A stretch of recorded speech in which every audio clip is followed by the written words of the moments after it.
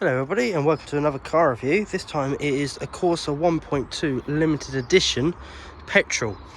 Now I've owned this since about April and I'm going to go through with you what I've enjoyed about it, what's gone well, what hasn't, because I've had a few issues with this, and who's it's probably best suited for and what to look out if you're buying one.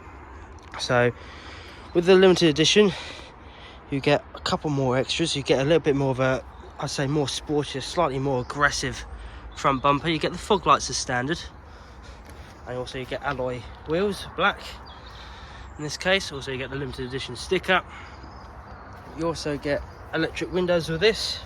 You also get a rear spoiler as well, also along with a heated rear window, also a wiper blade.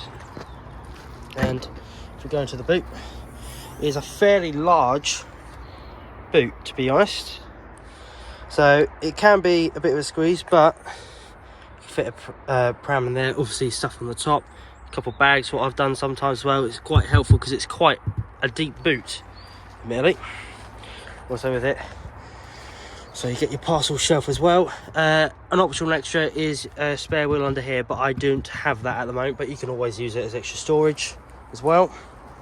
And I'd say the fuel tanks, you can get about 50 60 quid's worth of petrol, depending on if it's unleaded, if it's premium or anything like that, and you can get around about 500 miles up out of every tank. I'm just going to go in on the inside now and show you the inside. No electric seats.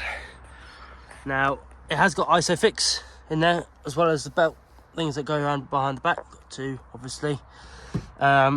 You can fit adults in the back, which is actually quite surprising, and then they've still got quite a lot of leg room and headroom as well, so that's actually quite suited for, I'd say, small families, or even still transporting a couple of adults around. Just move that back. Now we get in.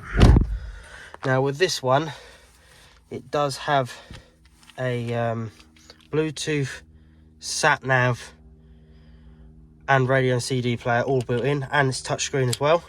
I'm not sure if that is standard with limited editions, but it is definitely an option, and it did come with the car. So if we just go start up as well, turn down the fans. So with this,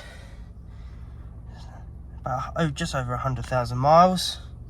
And also with this, you've got a nice Bluetooth radio, so aux, Bluetooth.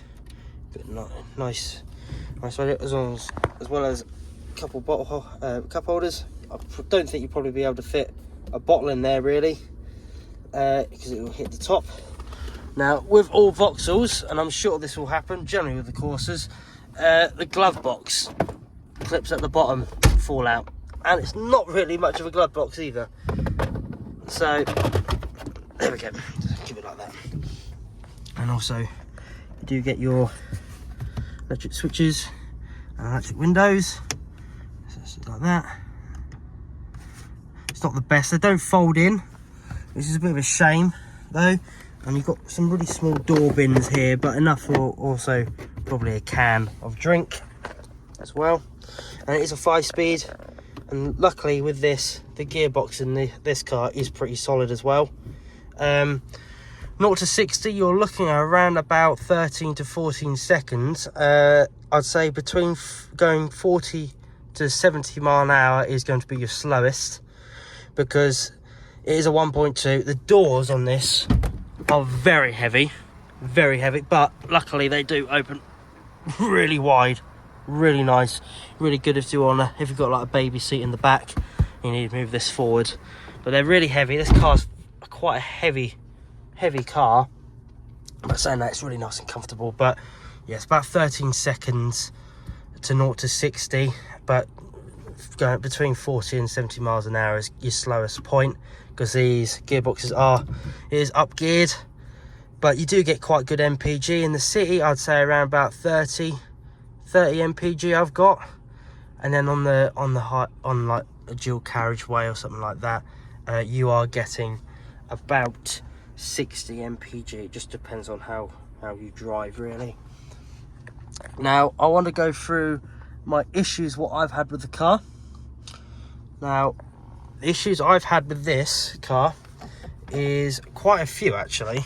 If we just take that out, I've had the head gasket go on this, so I had to get that sent off and skimmed and all redone. Luckily the head wasn't too bad on this. I've got to go round because the bonnet release is on the other side. There we go. But saying that, it's a solid car. It's no cracks at all. And I also will go through how it drives as well.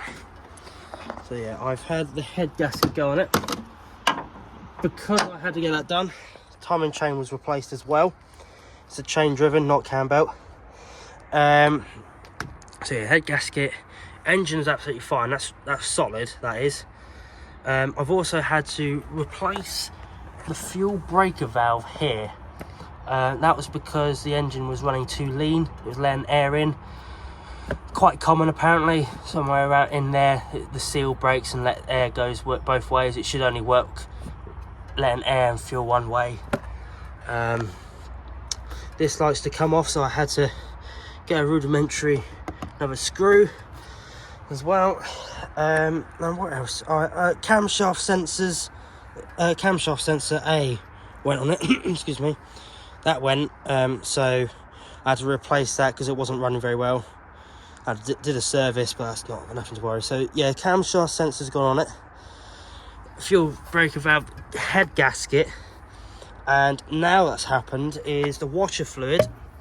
Is the filter at the very bottom of the tank is blocked up, so it just dribbles out. So that's also another thing that's fair. I've looked up and it's fairly common. And the ABS.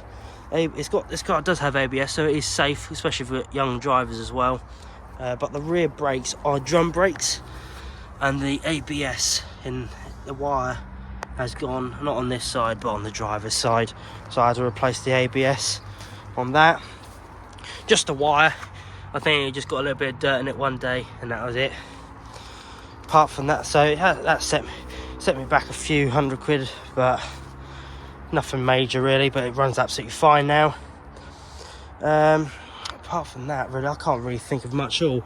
I'll just go through how it drives mainly, but saying that, when driven, this car does not seem to have any understeer, I'd say. You can go round a roundabout doing 40 mile an hour and it still clings on for dear life. Absolutely glued to the road. No problem, no understeering, no squealing, nothing. Handles the bends absolutely with ease, which is just like a miniature little go-kart. The acceleration, well, in the city, up to 30 mile an hour, it's very pokey, especially in the first 3 gears. 4th and 5th are a little bit non-existent really. They seem to be just overdrive gears really for me. But yeah, if you're going to buy one, I'd say make sure it has full service history and double check the head gasket on these because they are known to go, and definitely test drive it obviously.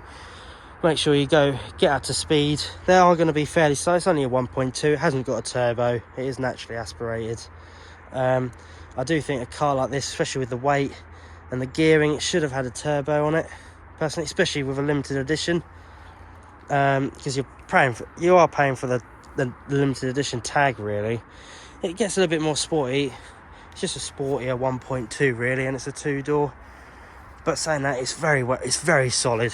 Very solid. It's a lovely car to drive, it really is, and it's very suitable for young families with ISOFIX and even having adults in the back.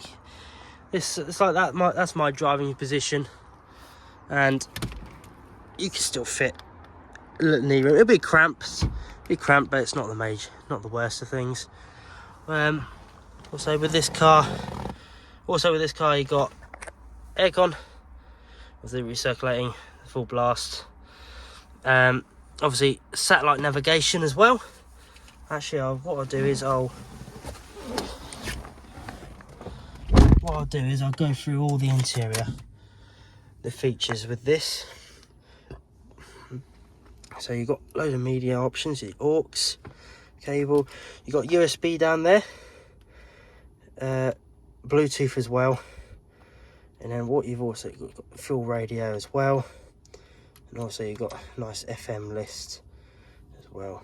And then also if you want to go on the sat nav as well, and also but I have to say that using this is very tricky. It's slow. I know it's a 9-year-old car, but it's so slow, and it's just tricky to navigate, especially when you're driving, even trying to figure out what FM media buttons and the volume buttons are, what these are as well. It's tricky. They're so small. It is a bit of a faff while driving, because driving along, doing 60 miles an hour, it's like you can't see what half that stuff is. But it does the job, and it's quite nice, and you don't get many that are touchscreen as well, so that's a nice bonus. But yeah, I'll just double check, if you are going to buy one, double check the mileage, make sure it's not too much, and also with the mileage, make sure it's got a full set of receipts as well. Service history is a big one as well, but also definitely, without a doubt, test drive it as well. But I'd say it's absolutely perfect for young drivers, especially starting off, because the insurance insurance group is number 7, I believe, so it's very low down. And also if you're a parent looking for one, go for like first child, or like first car for your child. It's ABS, so it's very safe as well on the front and the back. It's drum brakes at the back though, but you just got to be careful of the ABS on these as well, because they do like to get dirt in it, I think. But yeah, it's absolutely fine, really pokey. They're not going to go too fast to probably actually hurt themselves, and the brakes are very responsive, and the car's very solid going around corners as well. Obviously there's no means to say to go round them fast, but yeah. So yeah, it's very economical as well, so it's cheap to run. Road tax I believe is about £150 a year. I pay it monthly, but £150 a year road tax. About 60 quid to fill up full from empty generally, and I think that's a premium as well, but it depends obviously where you go. And cheap to run, cheap to insure, cheap to fix generally as well. You get a load of readily parts on eBay. So yeah, for a first car, I'd say it's a good 8 out of 10. Just look out for the niggles.